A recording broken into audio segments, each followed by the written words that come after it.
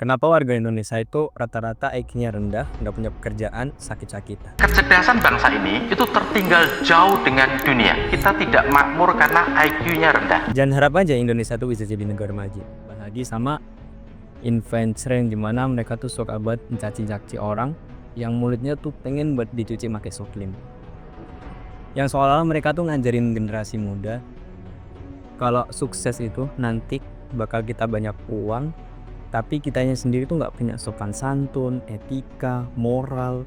Ya jangan harap aja kita tuh bisa jadi negara maju kalau masih seperti itu. Sebenarnya kita untuk menjadi negara maju itu simple. Cukup ada satu solusi, dan dalam satu solusi itu terbagi menjadi 3.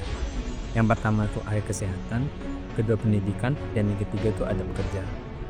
Dan kalau kita semua udah ngelakuin ketiga itu, kalau bisa mulut kita tuh nggak perlu jadi seperti tong sampah. Bukan omongan saya yang kotor, tapi itu sudah masuk dalam data statistik. Bahwasanya Indonesia itu memasuki negara paling nggak sopan di ASEAN dalam nomor urut ke-29 dari 32 negara. Dan yang pertama, kita langsung aja masuk dalam chapter kesehatan.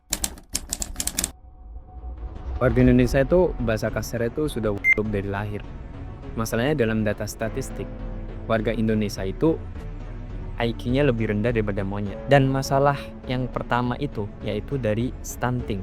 Apa itu stunting? Stunting itu adalah dimana ketika seorang ibu itu mengandung, tapi ibu itu kekurangan gizi ataupun mangan. Dan ketika sang bayi lahir, maka bayi itu akan kekurangan gizi pula, bahkan itu mungkin kurangnya tinggi badan ataupun pemikiran atau IQ-nya yang lebih rendah. Jika masalah stunting ini sudah diselesaikan, maka kita akan lanjut ke poin kedua, yaitu masalah kelaparan. Untuk masalah kelaparan ini, Indonesia itu memasuki kelaparan yang cukup tinggi karena lebih rendah daripada Timor Leste.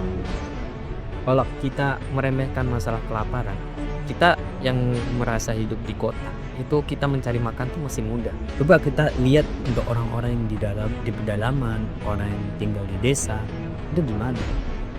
Dan untuk poin ketiga yaitu masalah dokter. Dokter di Indonesia tuh menurut data itu adalah dokter paling sedikit se-ASEAN dengan nomor urut ketiga. Dan masalahnya itu dokter di Indonesia itu memiliki sisi gelap walaupun nggak semuanya.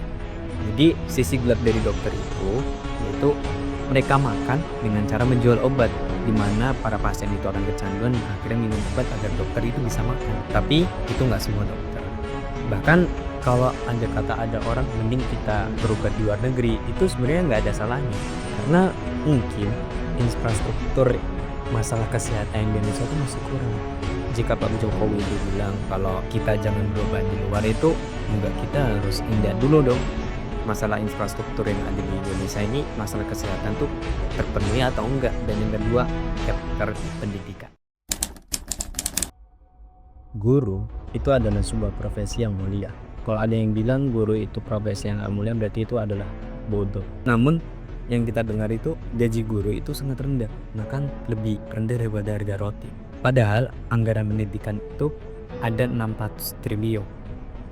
Cuma masalahnya pembagiannya kemana? Coba kita ingat lagi masalah guru, yaitu Bu Supiani, yang dia itu memukul seorang murid, dan kebetulan murid itu adalah anak dari seorang polisi, yang dimana akan dimediasi dengan denda 50 juta, tapi nggak bisa bayar dong, dan akhirnya terancam pidana dan juga tidak bisa untuk menjadi PNS. Dan jika guru Indonesia sudah selesaikan masalahnya, maka kita akan lihat lagi tentang zonasi. Masalah zonasi ini kita itu untuk mendapatkan agregasi sosial dan untuk menghindari sebuah kesenjangan. Cuma jangan sampai murid itu tidak mendapatkan fasilitas yang mencukupi. Dan yang terakhir adalah pekerjaan, dan dimana warga Indonesia itu ujung-ujungnya pasti butuh uang, dan dalam pekerjaan itu dibagi jadi 2, yaitu formal dan juga informal. Pekerjaan formal itu yaitu kita tuh pasti membutuhkan CV, adanya kontrak kerja, dan mendapatkan BPJS dan lain-lain. Dan sedangkan di Indonesia itu secara data itu kebanyakan adalah pekerjaan informal, yang dimana kenapa kok bisa banyak yang informal? Karena negara itu tidak mau mengakomodasi suatu pekerjaan yang informal. Dan jika kita lihat ketiga ini apabila sudah terpenuhi, yaitu kesehatan, pendidikan, dan lalu pekerjaannya sudah bagus, maka kemungkinan besar Indonesia itu bisa menjadi negara yang maju, yang dimana itu akan terus berputar.